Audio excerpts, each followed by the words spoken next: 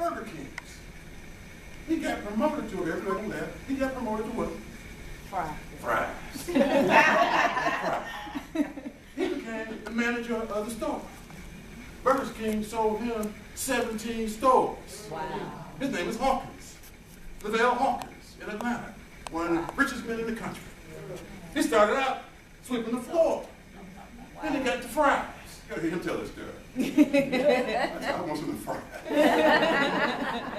17 stores. He lived in Atlanta, one of the biggest mansions in Atlanta. He's got a wonderful airplane you fly around in. Fries. See, we don't take that approach, do we? We want to start at the top. I started out as an analyst at Coca-Cola. An analyst, and I sit there and I was crunching numbers. I was an analyst, I was crunching numbers, and my job was to figure out how many people are drinking what, how often can they drink it, and can they drink it faster. That was my job. And all these smart guys would come to me and they would say, Mike, do you have that analysis for this? I said, yes, here it is. They have this, yes, yes, yes, yes, yes, yes, yes.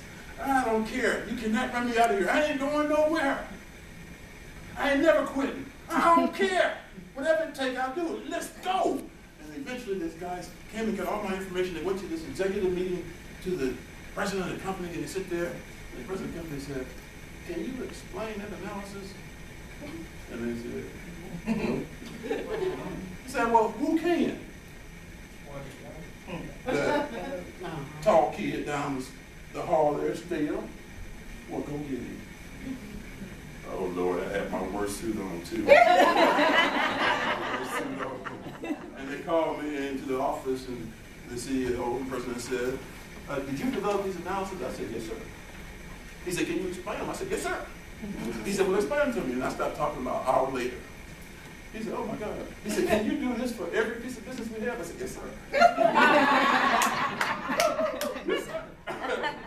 He said, I'll be damned. He said, go back to your office. 6 months later, it was a new director of marketing. It was me. The analyst. They didn't know nothing. I knew everything. I took a little bitty job and made it something. I worked everybody there. I knew their business better than they did. I made it a point to do that because knowledge is incredible. Knowledge is incredible. Can't nobody take that from you. If you're smarter than your boss, then you're going to have your boss's job. That's a good feeling. I gained quite a reputation for myself. They knew I was coming. They were relentless. I was relentless. Without fail, see, there is no failure. See, I believe, like you here, because you're in this room, I believe I can fly. And if you don't believe you can fly, then you make a good receptionist. And that's okay too. We need those kind of workers, don't we? I hire those kind of workers. Because everybody can't fly. But if you think you can fly, the sky is unlimited to what you can do. It don't matter about education. It doesn't matter about that stuff because you can educate yourself. Just work harder. Give more than you give. And you will win. All right, how am I doing on time? That's my introduction. Excellent. Social media. Oh boy, here we go. There we go. I love social media. It's a marketing asset for us. Please. Pretty active. If you out there on Facebook and you got Uchi Mama stuff out there, clean it up. First thing I do when I see a job application, I say, go and check the Facebook account. All right. Then I said, well, check the police record. Check the education background. Okay, they got past it for basic tests. Most don't. Most don't. I can't believe how ignorant people can be about what they believe on their Facebook account. That is just so silly. Don't you know that they're looking? Can you believe that our country is in an uproar about this whole security issue? About this kid that went over to Russia? Marketers like me having more information on you than you can dream of. That stuff is so old. If you have a phone, and that phone has Google Maps on it, they know where you are now. But there is no secrets here in America, and not in terms of us being consumers. You understand what I'm saying? If you're out on Facebook, social media, make sure your act is plain. In fact, position it to sell you. If you're not on LinkedIn, then you don't want the money. You familiar with LinkedIn? Raise your hand. Everybody on LinkedIn, right? Come on now. Everybody on LinkedIn? Come on, you gotta be there. That's where all the crazy people are. All the business people, we talk to each other on LinkedIn. You're looking for job applicants, you go to LinkedIn. Looking for strategic partnerships, you go to LinkedIn. Because for professionals. If you're not part of LinkedIn, then wow. Facebook's just a tool to check to see how crazy you are. Social media. Okay, last thing I'm going to talk about before I get into this evaluation I have is reading people. You have to develop skills to read people. That's why I love Pat. Pat's so good. She just exudes confidence, doesn't she? I mean, she just exudes confidence. She's a wow. You know how many people just a wow? I mean, she's just a wow. Wow. She's good. I love wow people. But you have to be able to read people. You got to read people. If you're in a room and somebody's doing this, what are they telling you? They're telling you you are totally disconnected with me, and I don't want nothing to do with you. I'm here because I have to be here. You can tell me a lot about you just by your body language. And you have to learn to read people's body language. Because body language says more than what they will say verbally. Because they will lie to you verbally, but their body language can't. How they hold themselves and conduct themselves, they hold their shoulders back when they speak. Do they exude confidence? Do they make you feel good when you're communicating with them? Or do they look at you like a prone face? They're easy to spot.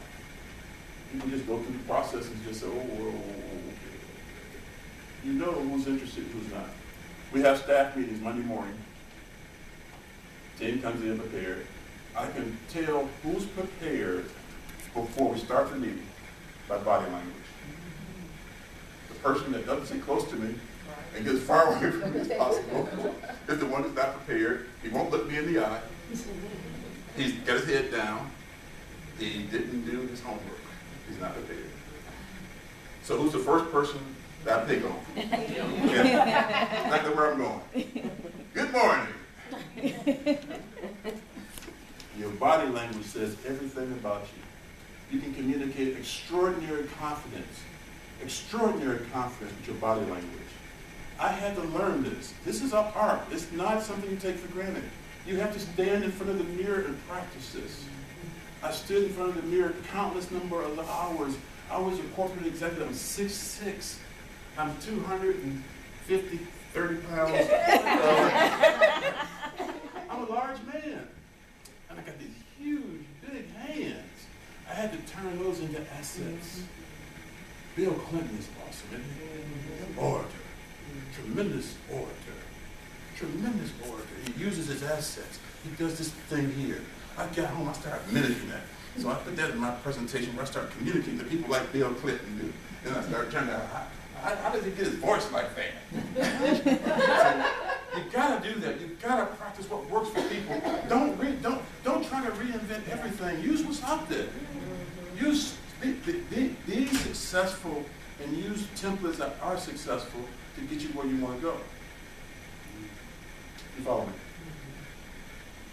Now, reading people is key. When you're interviewing for a job or you're interviewing for a promotion, you have to know. You have to know that you are communicating. Everything you do is about communications. And here's a test. Now, if you fail this test, we will shoot you. You better learn. We're all going to take this together. It's a communications test. Very basic communications test. Are you ready? Everybody got a copy? No. Amen. Come on, man. Are you ready? Don't put your name on it now. Don't put your name on it. Everybody got a copy? You got enough? All right, here we go. You ready? Let me get it, Mr. Ben. some tests. It's coming to you.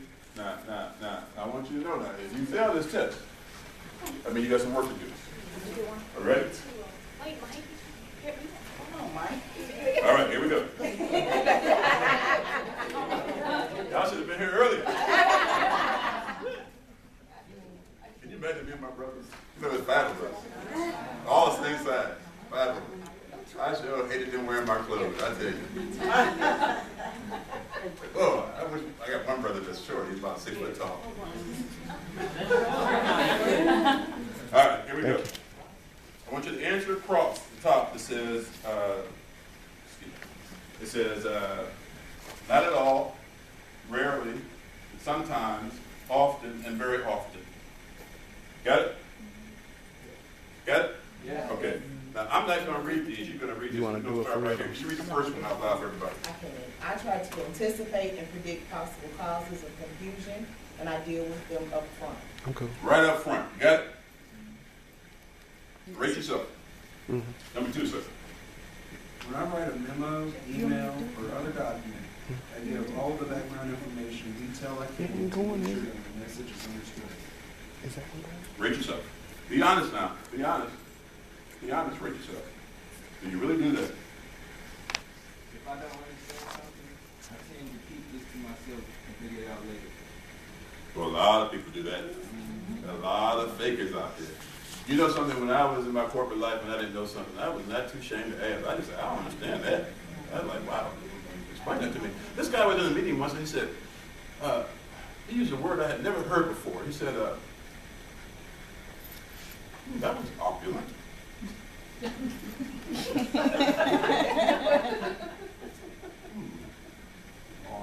What does that mean? Opulent?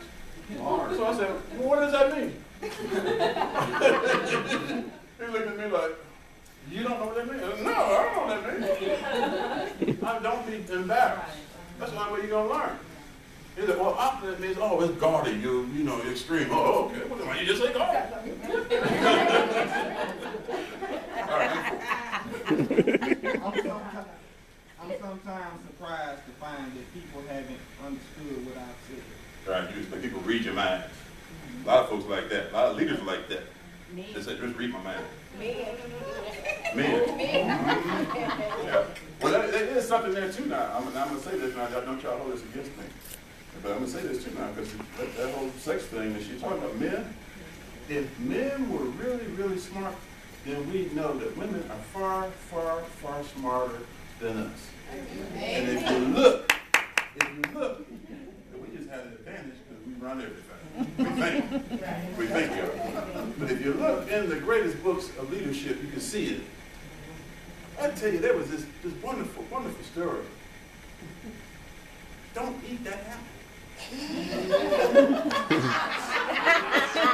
That is so awesome.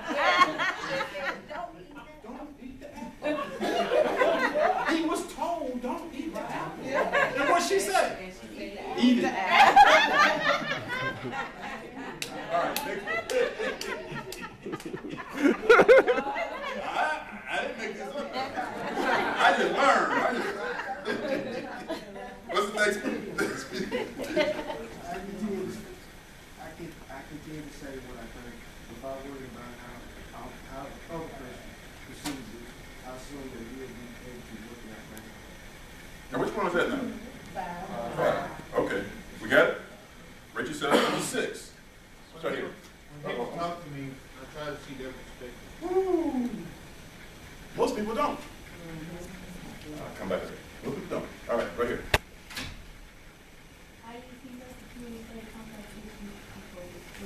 We can't hear you. You gotta speak up now. I use email. I don't care. I use email to communicate complex issues. Awesome. All right. Good. You hear that? Next one.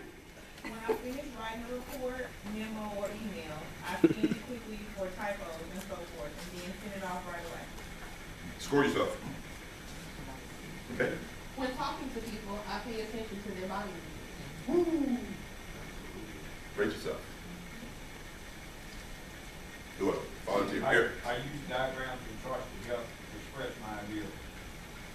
random charts. Do you do that?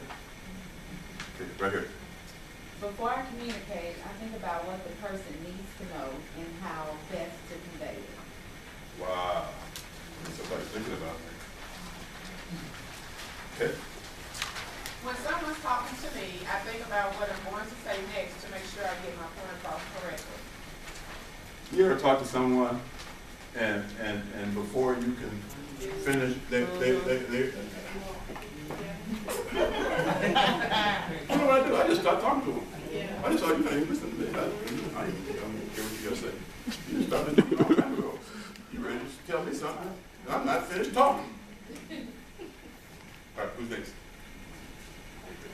Before I send a message, I think about the best way to communicate it, in person, over the phone, in a newsletter, delivery, of course, and so on. Very good. Rate yourself. Be honest now. Don't cheat. Don't cheat. Don't cheat. If you cheat, it won't help you. I'm going to tell you what I scored on this. Okay. I try to help people understand the underlying context behind the point I'm discussing. This reduces misconceptions and increases understanding. There you go. Very good. Rate yourself. And how about you, young lady? I consider cultural barriers in planning my communication. Rate yourself. That's really important. Everybody's so different. We're so different. You got to be really sensitive today and know who you're talking to. Next one. That's it? All right. Come on, give me more than that. All right, here you go. Here you go. This is what I want you to do. Under the first one, it says, not at all, write a 1. And then a 2, and a 3, 4, and 5. And then add them up. And then you total them for the score. The high scores are the very often. That's a 5. You got it? 1, 2, 3, 4, 5. Go down, add them up, and they give you a number. And then I'm going to give you your evaluation. And then we're going to discuss this. And then I'm going to take a couple questions. And Pat's already told me my time is limited. See, I was prepared, wasn't I? You were over-prepared. I was prepared. All right. How we doing? Come on now, we done? This is not special education now. Let's go. Oh, we're not getting calculated? You ready?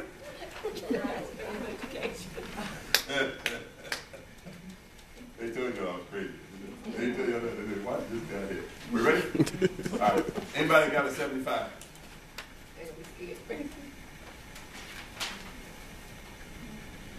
All right. Anybody got 15?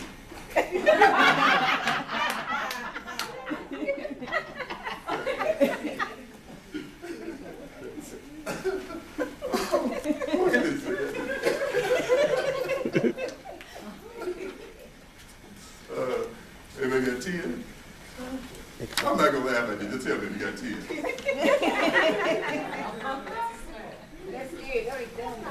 All right. We got the short bus coming. All right. That's the evaluations. So look at how you perform. And it'll tell you exactly what kind of communicator you are. And there's nothing wrong with this. You get one? We got something? Okay. Thank you, sir. Who did?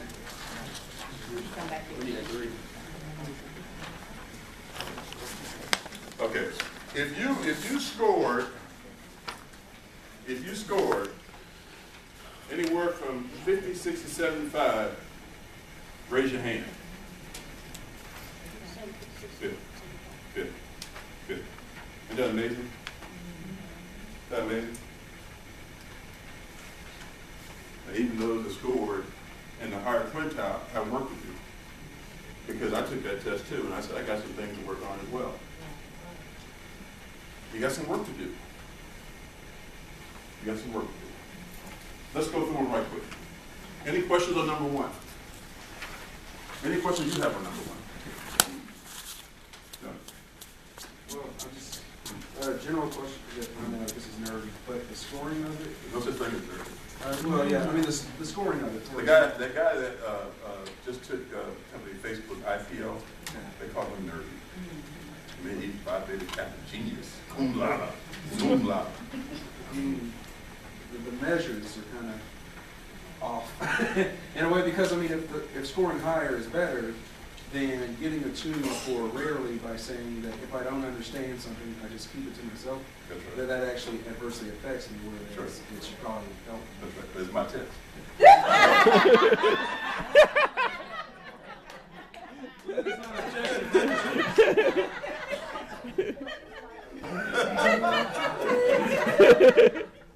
The point here, and he's right. The point here is, this is not perfect science.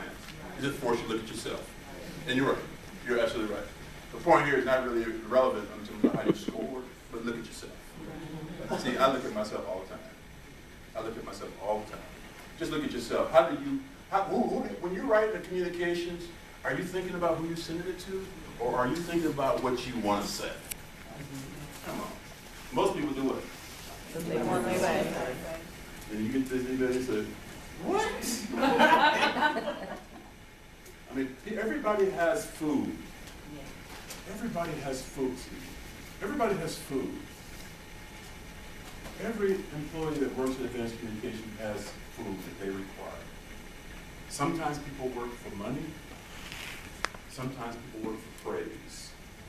Sometimes people work for the fun of working to get away from their children.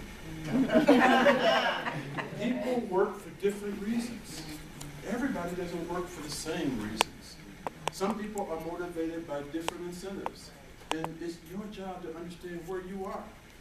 And when you're communicating to someone, I need to make sure I understand what you need. So when you get my communications, that you are very responsive to what I need. Because see, your job is to get people to do stuff. Right? That's my job. I want to get people to do stuff. When I communicate, I'm forcing you to do something. I want you to like doing it.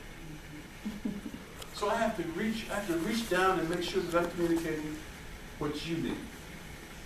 I got a young lady in my office that speaks Spanish. She actually speaks Spanish as her primary language at home all the time. The only time she speaks English is when she's in the office. So when I'm speaking to her, she gives me that bobblehead effect. What's that bobblehead is? That bobblehead effect. And what she's doing is she's translating while I'm speaking. I'm like, wow, that's really smart. I wish I could do that. But I have to slow down my communications because she's translating. I can't just speak as quickly as I normally would. I have to be sensitive to that. And that's what I'm saying, by trying to get people motivated to deliver you what you want, you have to be an effective communicator. Got it? All right, I got about 5 minutes left. Okay? Any questions before I leave? Any questions before I leave? Any questions? What was the drive that got you to the point to where you are now? Money. Well, that's a good question. That's a good question. I was an athlete when I was a few years ago.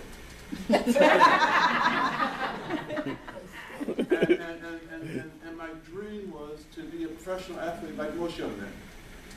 And when I was invited to camp, and Tad shared the story before, I went to the Milwaukee Bucks when I got to school.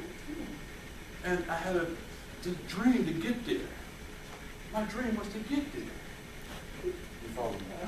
The dream was to get there. When I got there, I didn't know what to do. My whole dream was just to get there. I said, wow, I'm here. Uh-oh. I wasn't prepared. And they didn't like me as much as I liked them. So I said, wow, there's only a few things I know that I can do.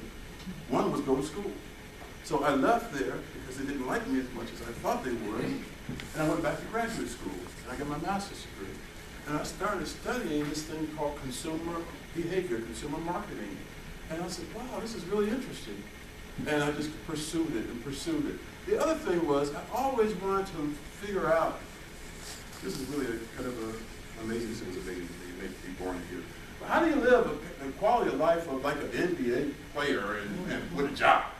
Right. That's what I had to figure out. I want all that stuff, but I got a job. I got to figure out how to do that.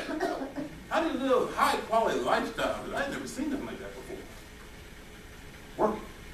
Well, you got to be the best. So I quickly figured out I got to be the best. And I went about it just as if I was competing on the basketball court. I went after it just like I was a rookie. That's the way I approach my business career. I also found that the corporate incentives are better. I can't tell you the number of basketball players I've hired. You know what I mean? Yeah. They only play 4 or 5 years.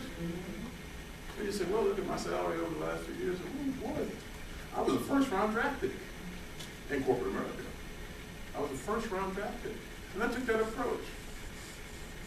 You know, you can ask people across the land, you can say, name a basketball player or football player on every NFL or NBA team, and they'll give you a name.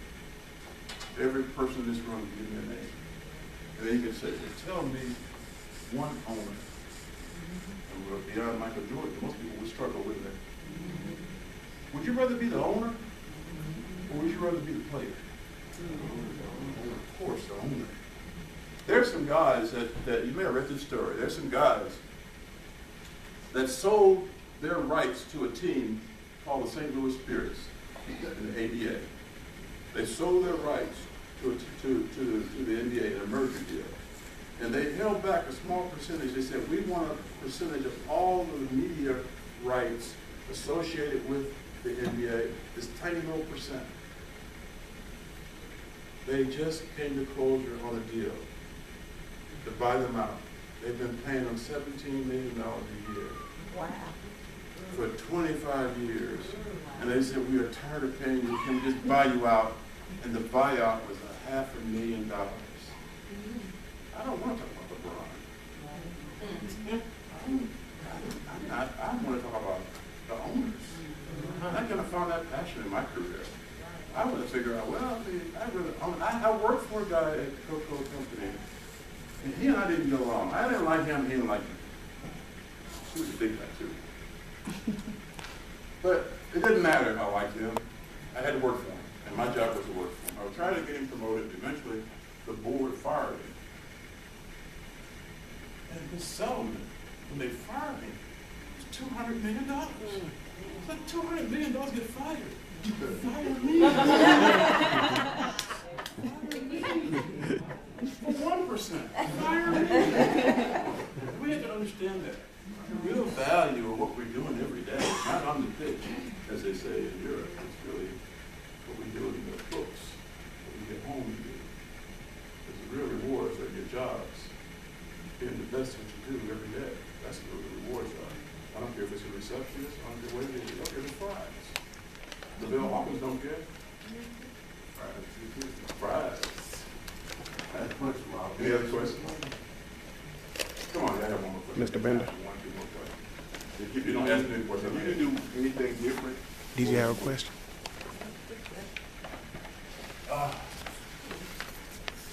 I've been so blessed in my career. If I could do anything different, I would learn to speak more foreign languages. One of the things that I did learn through my travels is that, and I say a lot of ridiculous things, so don't take everything I say literally, but Americans, we stupid. Yeah. We speak one language. I was in South Africa in a township called Soweto, which is the shacks of the city. And I was talking to this little kid. He had to be 10 years old. And he spoke English. And I asked this kid, how many languages do you speak?